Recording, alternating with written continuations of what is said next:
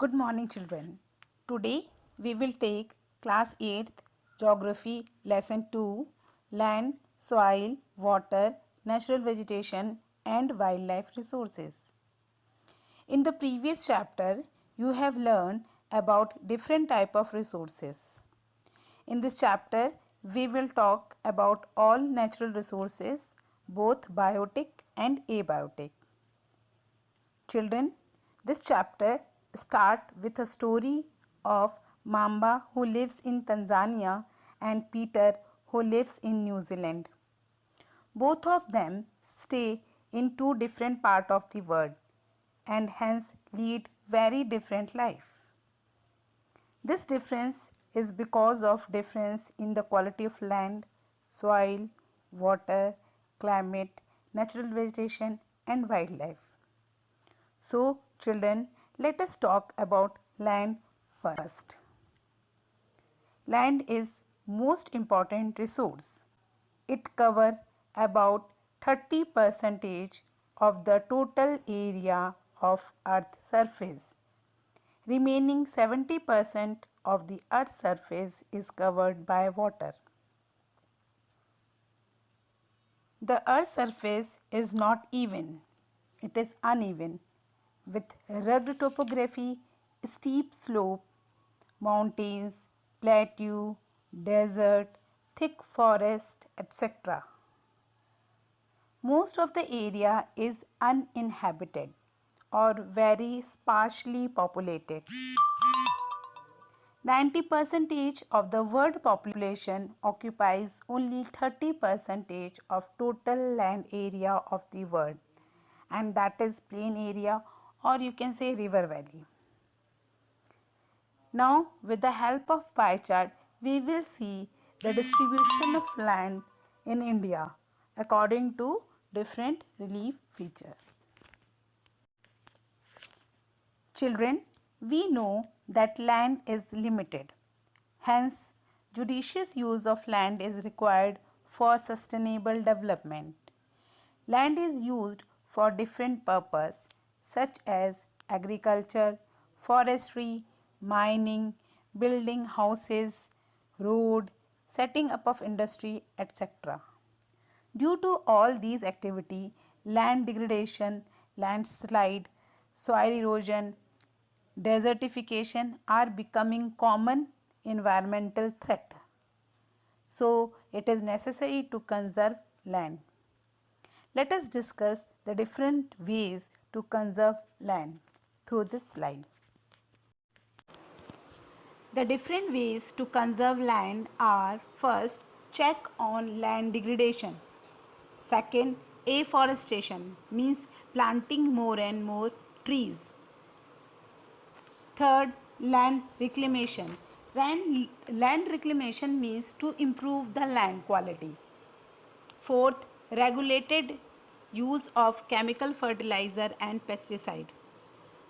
Fifth, check on overgrazing. Soil. The thin layer of grainy substance covering the surface of the earth is called soil. Soil is made up of organic matter, minerals and weathered rock found on the earth. Soil profile. Children, see the slide. At the top you can see topsoil with humus and vegetation. Below this we have subsoil with sand, silt and clay, and then we have weathered rock material. From this weathered rock water penetrate, and in the lower part we can see parent rock. Parent rocks are they are non-permeable rocks. Come to the next slide. Factor affecting soil formation. Factor affecting soil formation. First is parent rock. Parent rock determine color, texture, chemical properties, minerals content, permeability of the soil. Second is climate. Temperature, rainfall influence the rate of weathering and humus formation. Third, time. Time determines the thickness of the soil profile. It takes about 100 of years to make just 1 centimeter of soil. Then third is flora, fauna and microorganism. They too affect the rate of humus formation. Next, relief.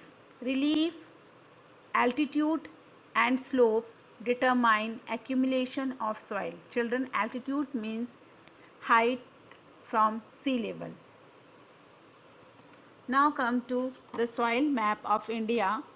You can see here in India different type of soil are formed. In the Himalayan region we found mountain soil or forest soil. Northern plain we have alluvial soil. In the part of Rajasthan we have sandy arid soil. In the areas of Gujarat and Maharashtra we have black soil. Then the west coast we have laterite soil, a thin layer, thin part of orange color you can see. Then part of Tamil Nadu, Karnataka, Andhra Pradesh and Orissa, Jharkhand, Chhattisgarh we have red soil.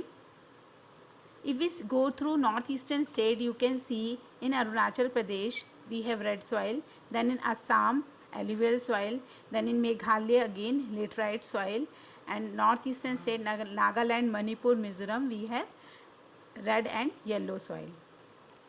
Now in the next slide we will discuss methods of soil conservation. Soil erosion and depletions are the major threat to soil as a resource. Both human and natural factors can lead to degradation of soil, like deforestation, overgrazing, overuse of chemical fertilizer or pesticide, rain, wash, landslide and flood. Now let us discuss some method to conserve soil. First, mulching. In mulching, the bare ground between plant is covered with a layer of organic matter in order to retain soil. In this picture you can see how the ground is covered by a layer of organic matter. Now another method of soil conservation is contour, barrier and contour plowing. Contour, children, means height of a land from sea level. According to this height we can make barriers, we can plow the land. For contour barriers you can see here stone, grasses, soil are used to build a barrier along the contours. Trenches are made in front of the barrier to collect water. In contour plowing, plowing parallel to the contours of the hill slope to form a natural barrier for water to flow down the slope. Next method of soil conservation is rock dam or terrace farming. Rock dam, here you can see in the first pic, rocks are piled up to slow down the flow of river water. This prevents soil erosion. In the next picture you can see that in hilly areas steps are made, broad flat steps or terraces are made on the steep slope so that flat surface are available to grow crop. Next method, intercropping. The first picture shows the intercropping method. Here you can see different crops are grown in alternate rows and are shown at a different time to protect soil fertility. Next pic shows the shelter belt. Generally this method is followed in arid region. In coastal and dry areas, rows of trees are planted to check the wind movement to protect soil.